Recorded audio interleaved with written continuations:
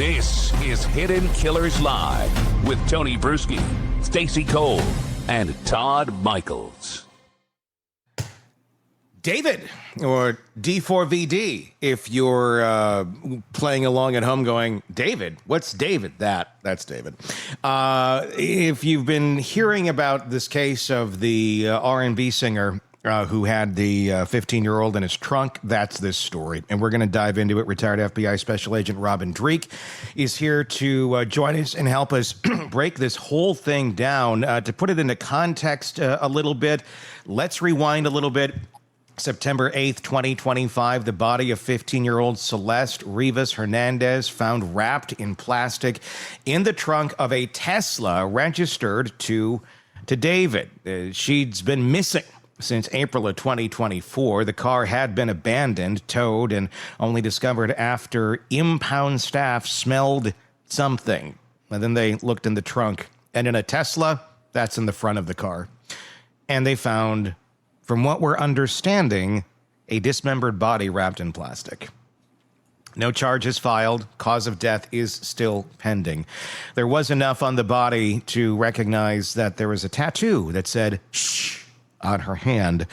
The same tattoo that David happens to have, and it also happens to be kind of one of his, slogans, memes. I don't know what you want to call it.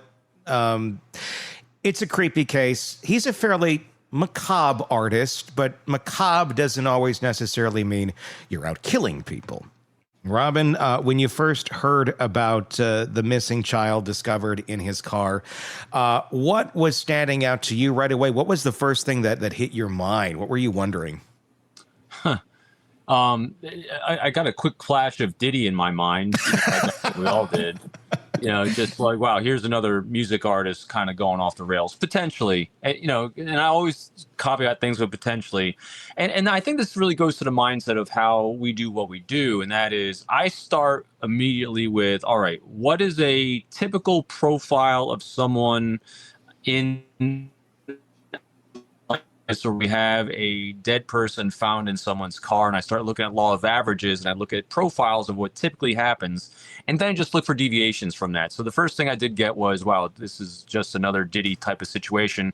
But then we have the age bracket in here too, and this is also, boy, I know, what a long answer. I have so many things that go through my mind. There's a lot. No, I know. There's so many pieces to this. And I think this is a key element of this too, because there's potentially things in here, if he is accused, if he's tried on this, and just the ages of both of them, because this goes to a lot of cases we've been covering, guys, and that is, I have said this routinely about Koberger, about the assassin of Kirk, and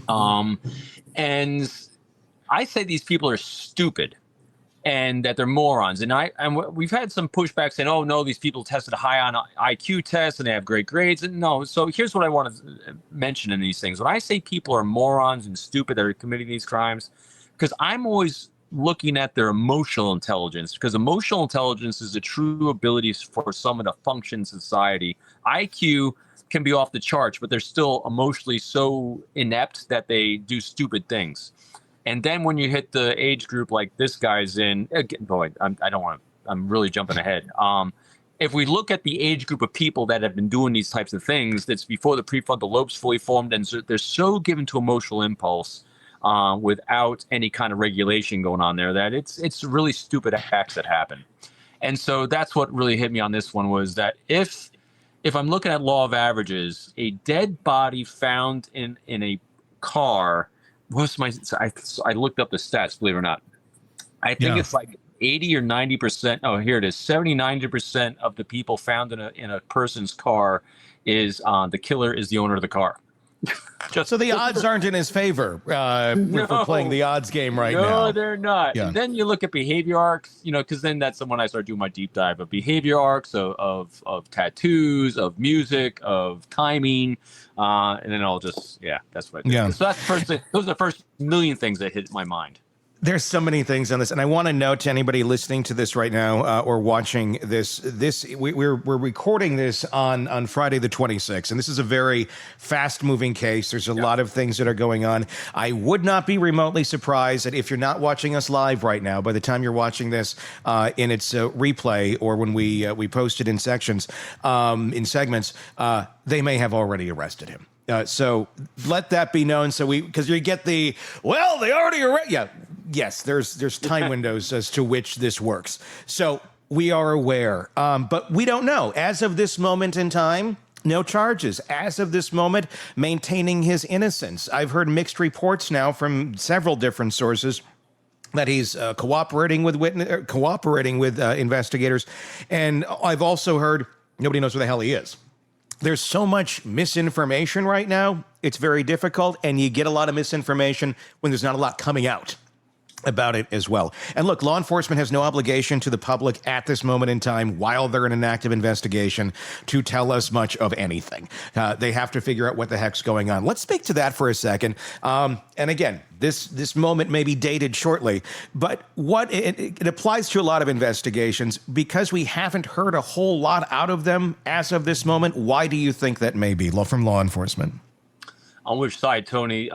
The David's side or the from law enforcement side on this with the investigation going on? I'm thinking again. I'm going to go glass half full, and law enforcement doing a great job. And sure. I would say they are preoccupied with a lot of data coming in. They just conducted searches. They're doing a lot of interviews. They're trying to quickly establish whether they have enough to actually detain and arrest him prior to him being able to move and flee with the resources he has. And so I'm thinking that they are so focused on getting what they need to do to make an arrest that they don't want to focus on anything else. And also, if they give any leakage, so this talks to also the experience potential level of their media reps and what they're being advised to do. If you're not quite sure on what you're going to say is going to hurt what you're currently doing, it's best to say nothing, because again, if it's fast moving and they don't want to give any hints or ideas that they're really on to him as a suspect, which would give him reason to flee, it's better to say nothing. I think it's just because it's so fresh, it's so early. I mean, this only happened a couple of weeks ago, right? Yeah, I mean, doesn't he have to know that they're onto him? I mean, that they're certainly watching him. I mean, I don't.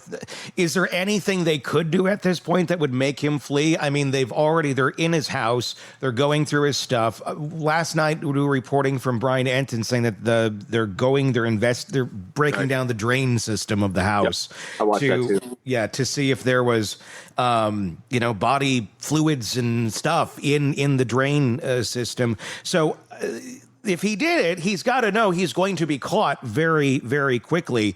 Again, not that they have any obligation to tell us much of anything, but I'm going to assume it's more so let's find some solid piece of evidence here that links him directly so we don't go in too quick. Yeah, again, you just don't know the experience level of the police department and their media people. You really don't. I mean, we've seen it all over the place. The Koberger case started out horrendously with their lack of communication. Then they started getting their shit together. Yeah, kinda. We give that a lot of credit to the victims, obviously, on that one. And then you have your case, where do you live again? In Arkansas, in the over here where Sarah Huckabee called this out. Yeah, which is a complete disaster on communication. So I really just think it's a level of their competence when it comes to media reps. And there's not a danger to the public per se in this case. It seems. No. I mean, this is someone. I'm assuming they probably know where he is. Probably have eyes on him. And if it was an attempt to flee, I would think that they'd be on it at this moment in time. But there's just so many questions that are left unanswered. Stacey, when you saw I'm sorry to interrupt, Tony, because I think that's a really key important point here about his age level and experience level is very, very low. So when I first started out, the first impressions I had is Diddy-ish, except the difference is Diddy had decades of reps. And his entourage around him too, the age, and so, this, if he's a suspect, which I think he's obviously is going to be a suspect, he's very young. His entourage around him is very young, very immature. So there's not a lot of really good planning that anyone's doing that's going to be able to hide him if he's trying to. So that's why I don't think they're worried. Yeah, and Diddy-ish in the standpoint of lack of care for or empathy, it seems, for other humans, if in fact he has anything to do with this. But the entourage, I mean, the atmosphere, the culture around, somebody in the culture around thought this was a good idea, whether it's him or somebody, we don't know who or why, that putting a body in the trunk of the Tesla was going to be a A-OK way of getting rid of a body. Stacey, when you saw the video initially, the music video where he's putting the body, I mean, he's playing the victim and the killer in the video, just the macabre elements of it, the darkness that it has, and then you hear that there's a body literally in this guy's trunk. What was your reaction? Well, sometimes life imitates art and art imitates life. I'm wondering if there wasn't some sort of an accident of some sort. Something went wrong and they panicked. And that was what they knew. And they just decided, well, let's try this. But again, how dumb are you? Go rent a car, go steal a car, something, don't get your own car, dumbass. I just want a clip of that, of Stacey calling him a dumbass. Double down on stupid again. I'm just really, I'm serious. These people are just so stupid. I just, when you're covering cases that are so horrendous, the arc in all of them is just stupid people doing stupid things. And it's tragic and sad for the victims. I mean, if you play this out, I mean, there's two roads that this could go. Either he put the body there or he didn't put the body there. If he did put the body there, then you have to go down the road of, okay, what happened? Was this a murder? Was this an accident? And that will certainly determine a lot of things. But the sheer fact that the body is there, that would be insane. Is that him in some sort of weird way having his art live through his life? Or to me, it almost feels in a weird way of, is this someone that's really trying to set him up? And it looks even more macabre that there's a body in the trunk of the guy who has the music video of the body in the trunk. I'm trying to wonder if this is some sort of real weird twisted art type piece, a la Brian Kohberger, where I want to go do it to experience it, or I'm very macabre, I'm very dark, and I'm gonna go live this experience, and then I'll be that much more experienced to create art and music around it. That sounds insane, but so does the idea that Brian Kohberger killed 4 people for educational purposes. Yeah, Kohberger's always a challenging one to reference anyone to because he had such a broken brain. I mean, he's pure psychopathy when we just talk in terms of Predator. David doesn't strike me the same just because there's more substance to that background. The other thing we're also missing with him too, and I tried as hard as I could, there's a lot of data points missing on his life arc from here. We know he was homeschooled. We know he single mom, religious background, but other than that, we don't have a lot. What we do have, we have data points on the type of music he created, the themes of the music he created, the tattoos. So we have limited data points.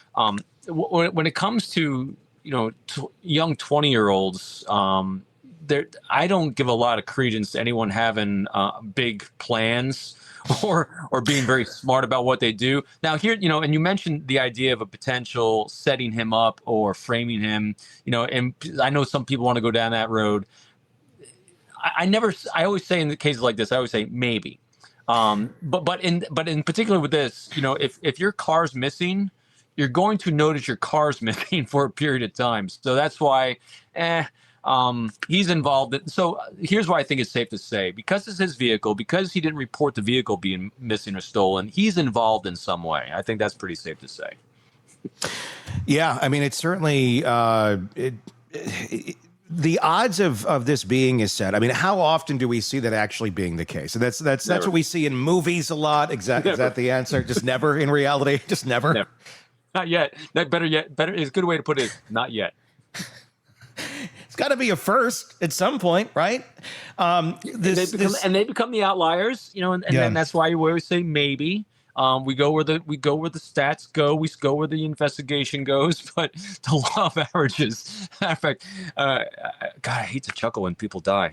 It's not about her death, but what happens is it becomes the stats and the profiles are so against him in this one that it becomes laughable. Innocent till proven guilty. As of right now, not charged with anything, but obviously other than stupidity. Yeah, exactly. Well, That's an easy one. What if it was somebody else who had the car? Then is it stupidity for? I mean, I guess it would be stupidity on the level of letting someone else use your vehicle. Well, and to Robin's point, why wouldn't you report it? Why wouldn't you miss your car? I mean, I freak out if I can't find my car in a parking ramp. Yes, I've done that a few times too. But I mean, keep in mind, he's a celebrity, meaning probably not necessarily grounded in a lot of reality at the same time, of material possessions in the same way we would relate to those sort of things, and care and concern for that, especially when you're 20 and you're driving around in a Tesla and you've known this kind of fame since the age of 15. You probably have a bit of a warped mind. You have a mind that's probably, has not adjusted the way the rest of the world would have, or the way another mind would have, not being in that sort of spotlight or situation with that level of adoration for a growing brain. Celeste was missing for 17 months, from April of 24 to September of 25. Reports suggest she ran away multiple times, with police retrieving her once in Hollywood. The gap, shows us that there's the prolonged influence, possibly. Grooming is the word I'm seeing being thrown around here quite a bit. I don't know how long these two knew each other. We don't know if they did know each other officially yet, but I mean, judging by the evidence that's out there, it looks like there was some sort of a relationship. We're talking at a time where he would have been underage, possibly, and she was also underage. We're now in a world where obviously she is dead. She'd have been 15, he'd have been 20 now. I would not be okay with that as a parent by any means, but you go back a few years and it would have, it still would have been weird. I don't see any way where this would not have been weird. I'm trying to think of the senior freshman type thing where one's a few years older, and when you're in your late 20s, 30s, 40s, that age gap doesn't matter. But now it really does matter. It's creepy as shit that this was going on. And if this did go all the way back to earlier in his career, it would have put her at 12 or something when they started seeing each other.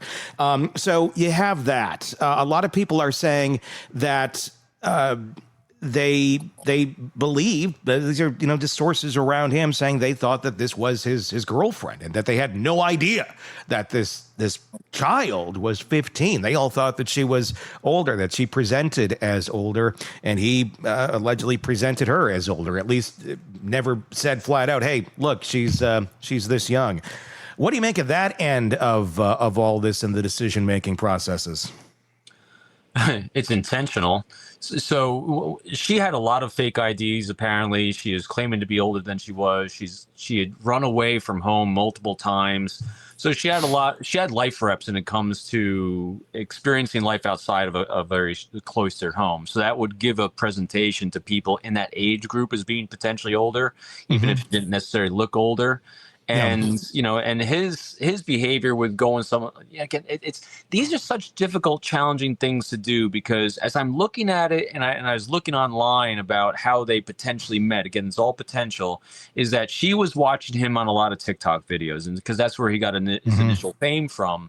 And if you're learning about someone online in an online community in a very 5-second highlight reel kind of way, it's easier to develop a relationship, I would think, irrespective of age. And then when you meet each other, so think about this. So if he is going to have a slightly immature aspect about himself because of what he's doing and who he is, and she's got a slightly more mature aspect because of her of her life reps of constantly putting herself out there in the real world, running away from home and such.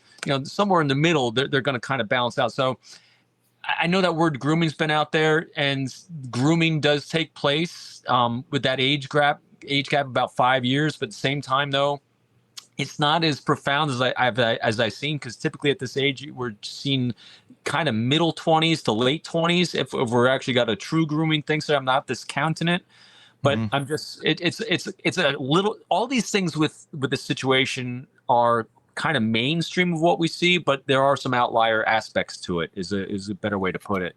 And the tattoo thing really struck me on this one, because they're mentioning that with grooming. I saw, so you're always looking for what I think first. When I first saw that tattoo, the first thing that popped in my mind, the first word I thought of was branding.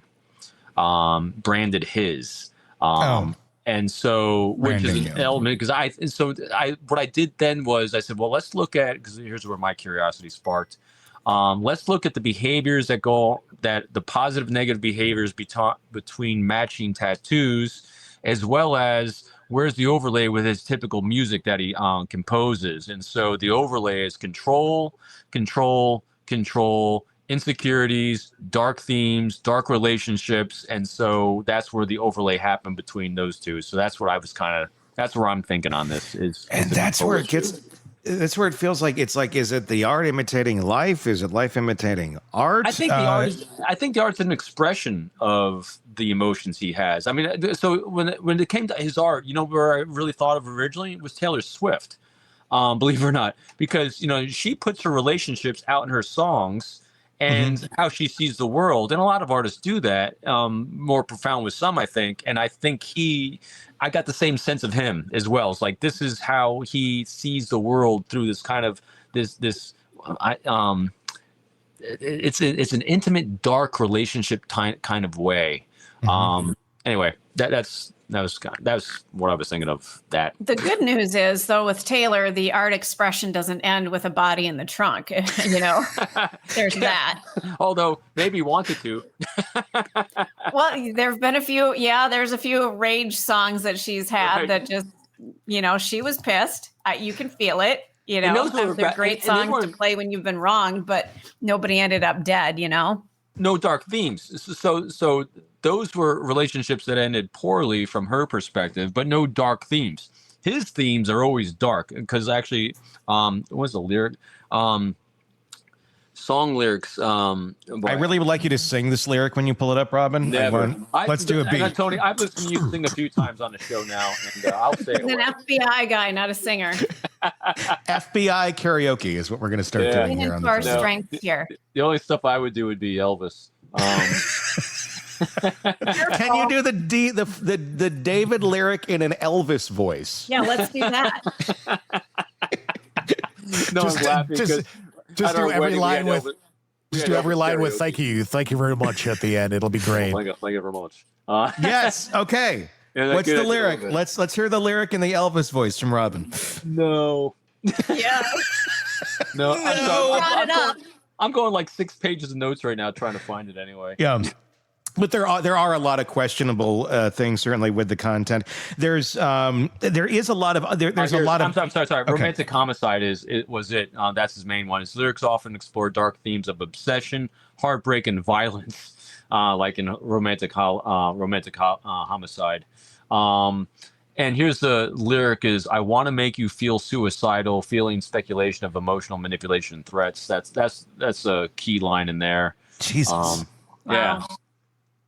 Yeah. When I listen to music, I like to listen to it because I can relate to it, because it's something that makes me, feel good, or makes me, just kind of let emotions out, things of that nature. I can't think of any time I'd be listening to the lyrics of a song and go, I want to make you feel suicidal. So he's a great I don't know where that's ever gonna. So think about it though. Who's this attract then? And you're right. It's like, even when when people ask me, so, when I bring in clients to where I'm going to coach or teach or give keynotes to, people always say, so, do you have to screen clients? I said, generally, I don't really have to do too much, because if you're attracted to my messaging, which is about being very optimistic, building trust, building healthy, strong relationships, understanding others, being able to predict behavior, I'm going to attract typically people that are into that.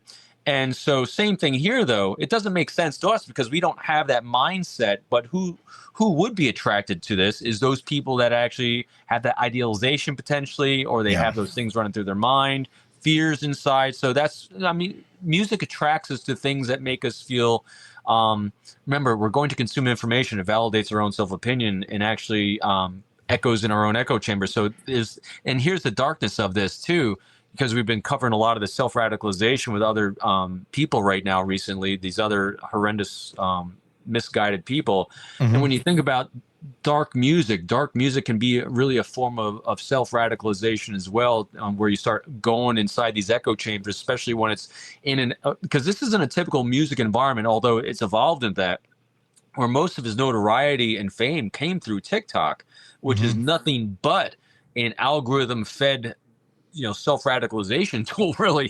Yes, run by the Chinese. Yeah. To make us all upset and hate each other. Can we just put nice music out there for everyone?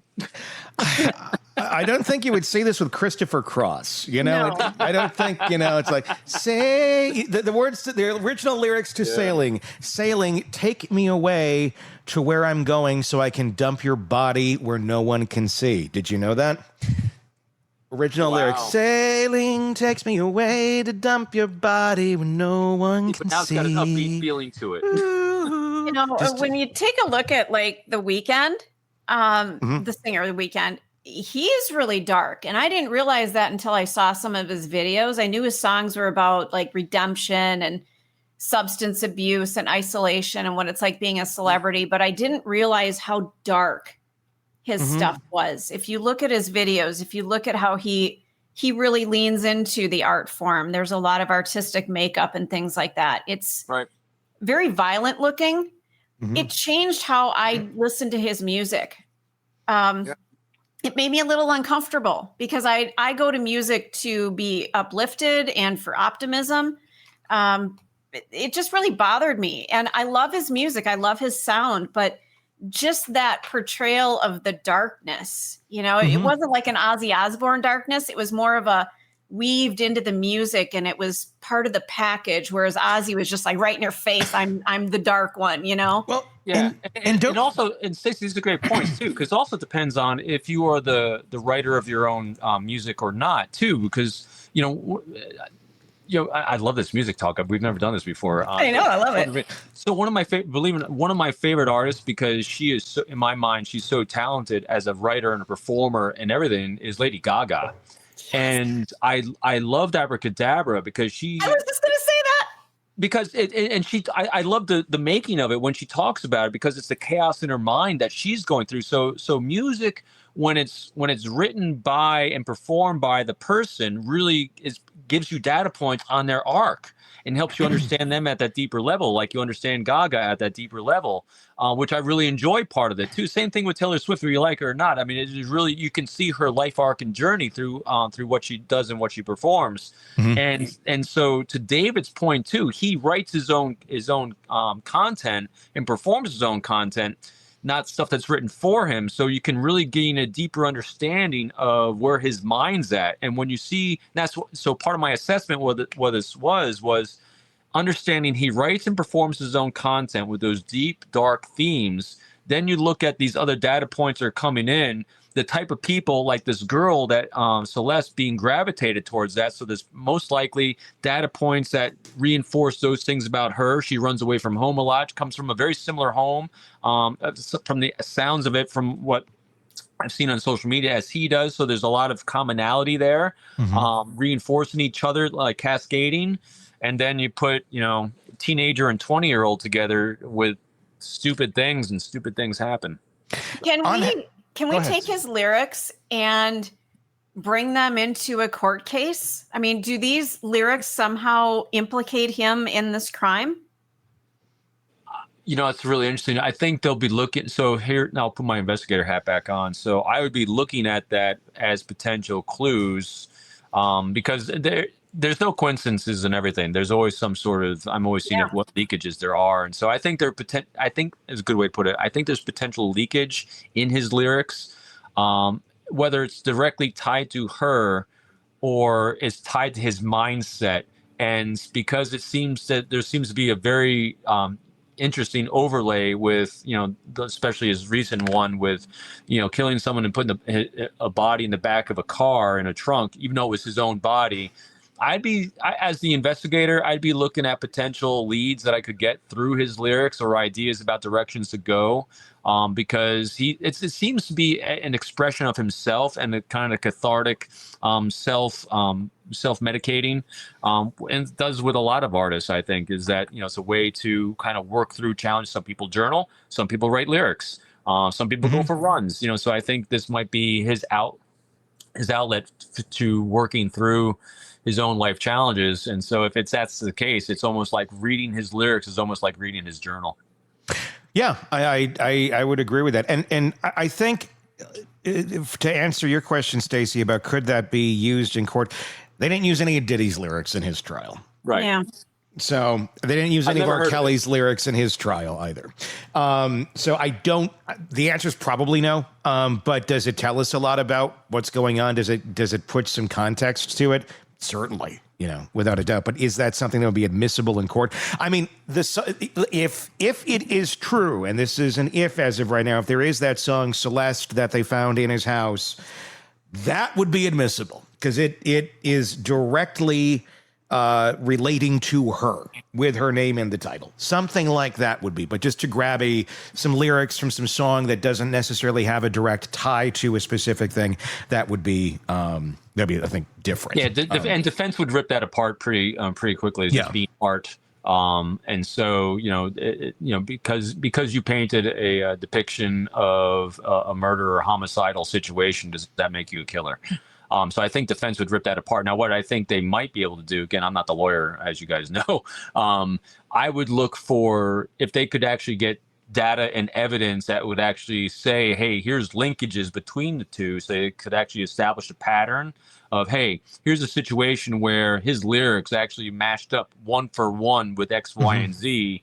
And so if you're going for extra data points, it'd actually show an arc of congruence between those two.